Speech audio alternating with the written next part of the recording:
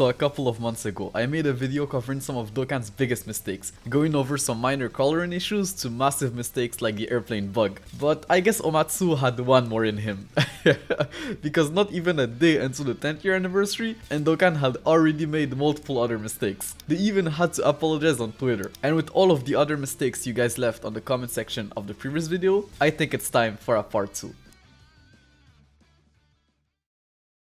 We'll start with something very recent actually. Not only do the recent Kale and Caulifla unit not fuse into Kefla, because I don't know, Kale's crit passive is actually bugged. You see, her first super attack is supposed to be a guaranteed crit, but for some reason it just doesn't when it's a Dokkan attack, which I'm pretty sure is not intended, and is in my opinion a pretty massive bug. Like, Kale's first super attack does just so much more damage than her other super attacks, so if it doesn't crit, that's like a lot of damage you're missing. So hopefully they get that sorted out by the time you watch this video. We also had a ton of leaks during the 10th year anniversary, and it started with the Memorial Stone, which they accidentally left in the Countdown Celebrations data download, which honestly wasn't that bad of a leak since we couldn't really tell what it was going to be used for, unlike what they left in the next data download, where they left some of Gogeta's assets, including the medals from his upcoming Dokkan event, so we now knew he was going to be the Dokkan Fest LR for the second part of the anniversary, before the anniversary even began. Like, it was crazy. They literally had to write like a whole apology on Twitter, because they just messed up so much. Like, they literally messed up so much in the span of like a month, bro.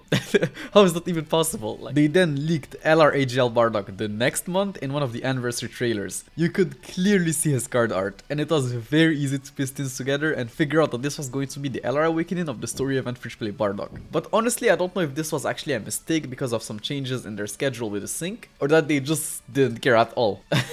Honestly, who knows? There is also the insta-kill bug that was discovered about a year ago, where you could somehow activate 2 active skills at the same time and just one-shot any boss in the game. But unlike the airplane bug, this wasn't something you could abuse anytime you wanted. You actually needed a lot of different things to go your way to be able to exploit that bug. Like, the first active skill had to be an active skill that does damage, and the second active skill had to have its conditions met while you activate the first character's active skill. So the second active skill had to have some sort of HP condition. So that meant you had to find a way to lose or get HP while activating the first active skill. Hence why that bug was mainly used with the boos, since they had a lot of HP regeneration, either through their passives or links. So yeah, that meant that unfortunately you couldn't really use that bug to beat something like the punch bag event, since you couldn't lose HP there. And honestly, I don't even know if this bug has been patched yet. It wouldn't even surprise me if it's still in game, since not too long ago some guy found a way to exploit that bug even further and have a standby character be your slot 1, 2 and 3 tank. Like, you can imagine how broken that can be, knowing that standby forms are some of the tankiest units in the game. Now, let's go back to 2021, with the New Year Step Up banner on Global. I remember players being very hype about this banner since it featured Strength UI Goku, and it was leaked a couple of months prior that one of the anniversary headliners was going to be a new MUI Goku of some sort, which meant that the LR Strength UI Goku was probably going to be that new UI Goku's best linked partner. Well, at least that's what I thought. But Bandai had to mess it up by making UI Goku only obtainable on the last step as the slot 10 guaranteed featured unit. You couldn't get him in any other slot, let alone any other step, so his rates were severely reduced, which wasn't what was advertised. So they had no choice but to refund every player the stones they use on the banner, as well as an additional 10 stones as extra compensation. This was actually pretty huge, especially if you had 600 stones saved up. It meant you did all of the steps and rotations of that banner essentially for free, and you could just redo them again since they resetted all of the steps on the banner.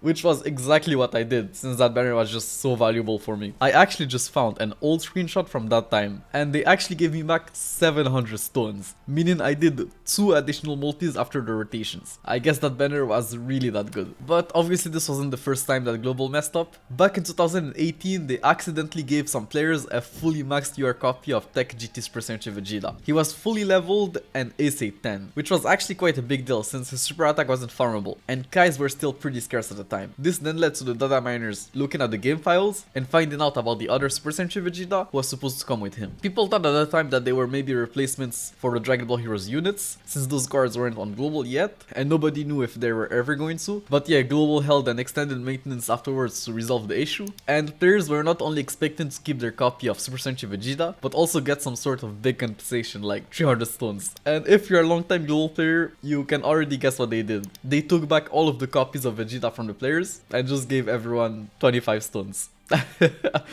I hope they at least refounded the potential orbs some players put into that Vegeta card. Otherwise, that's gotta be like a top 10 global shaft. Talking about global shafts. When LR Tech Broly first came to global, as a global first, he didn't have a voiced active skill, which at the time was kind of excusable, or could have been excusable. Like, okay, it's a global first, there's maybe some excuse to why they couldn't give him a voiced active skill. But the problem here is that when he came to JP, he had a voiced active skill, and that it took them almost 2 years to give him a voice on global. 2 years, bro. That's just like crazy. Like, how, bro? How? 2 years to just give a character a voiced active skill, and literally his voiced active skill is just him like screaming. Like, like that's just crazy. Like, they didn't care at all about global players at all, bro. Funnily enough, this is not the only global first release they messed up. When LR Strength Goku came to global, the medals displayed in the news to Dokkan Awaken his SSR were wrong. It displayed the medals of Ageless % Blue Kai Icon Goku, when it should have displayed Strength % Blue Kai Icon Goku's medal. It was fixed quickly, but as far as I remember, they didn't give us any sort of compensation, which was okay, I guess. About Strength Goku, his easy event was apparently bugged on global. He was just like a regular strength type unit instead of being like super strength, making his event slightly easier to beat. But the crazy part is that I actually never realized. Honestly, I just use an auto clicker to beat those easiest.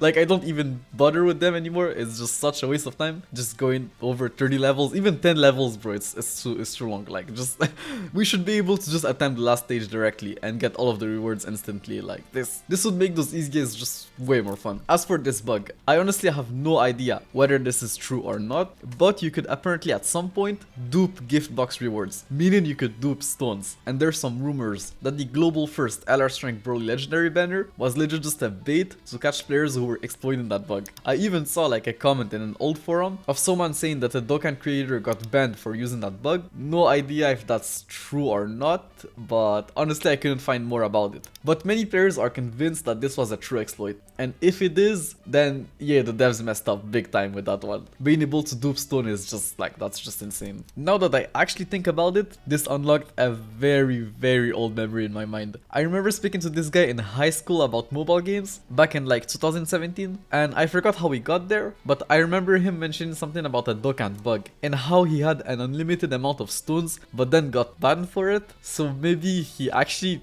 did use some sort of dupe bug. It's possible, but yeah, I wasn't playing Dokkan at the time, so I don't know. Still on global, about 2 or 3 weeks before the release of physical Super Vegito on global, they accidentally updated Ageless Super Vegito's Dokkan event, and you could now farm glitch copies of the SSR Strength Vegito that came with physical Super Vegito's updated Dokkan event. Those copies had no image and couldn't be used for anything other than leveling up the super attacks of the other Vegitos, which was actually perfect at the time, since it meant that LR Strength Vegito Blue's super attack was now farmable earlier than expected.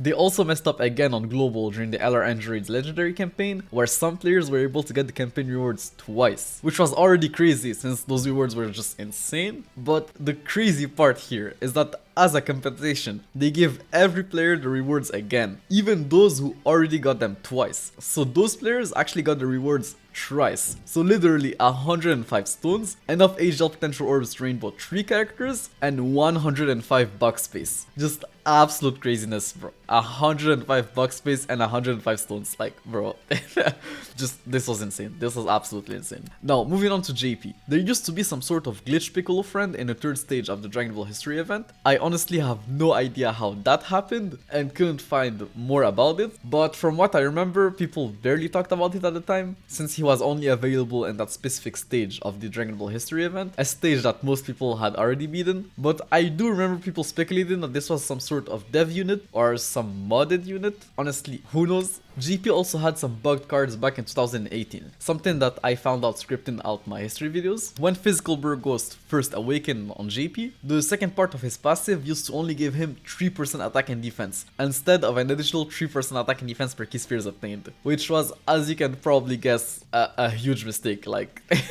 that's just crazy. The difference between just 3% at the start of turn to 3% per key spheres obtained is absolutely huge. Like, he was a completely different card with that bug. But thankfully they resolved the issue quickly and gave every player one Dragonstone. Not even like 2 months later, the physical free-to-play middle cooler was also bugged on release. The healing part of his passive didn't activate on normal attacks, which was also pretty huge since it left a lot of HP out of the table. Like, those normal attacks could heal you a decent amount of HP, especially with like a crit. Now, this wasn't really a bug and more so an exploit, but this is probably like the biggest mistake here, and you'll understand why. There used to be a time where you could actually quote-unquote hack the account of another Dokkan player by having their name ID. And if I remember it correctly, an idea of what their bugs looked like the most recent units they pulled. You could generally just open a ticket on the behalf of the player, claiming that you lost access to your account, like their account, and Bandai would generally just give you their account. Like, it was crazy.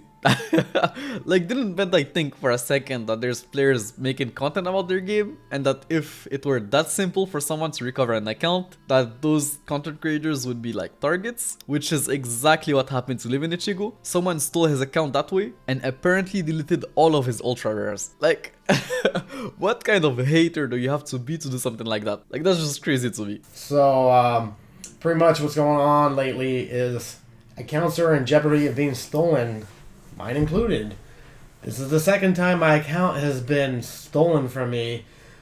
Whether it's kind of ridiculous how easily it's been happening. Thankfully, there was ironically only one way to recover your account from something like that, and it was to have some sort of payment history within the game, aka having bought stones at some point in time with that account. So Living Ichigo was able to recover his account and get all of his LRs restored, but I remember this whole situation scaring a lot of players back then. Because even when I first started the game back in 2018, some players were still masking their players' names and IDs when posting like in-game screenshots online. Like, this whole thing really scared players. And that's probably also why Dokkan ditched like the whole transfer code system. Because yeah, if you didn't know, back in the days when you created a Dokkan account, you had like a transfer code that you could then use to like recover your account. But yeah, that was it for today's video. I'm sure Omatsu is going to mess up again in the future, so I'll probably have to make a part 3 at some point. But I would assume that if you're still watching, you probably enjoyed that video. So liking the video and leaving a comment for the algorithm would mean a lot. I would really appreciate it. Thank you all for all of the support, and I'll catch you in the next video. Take care. Peace.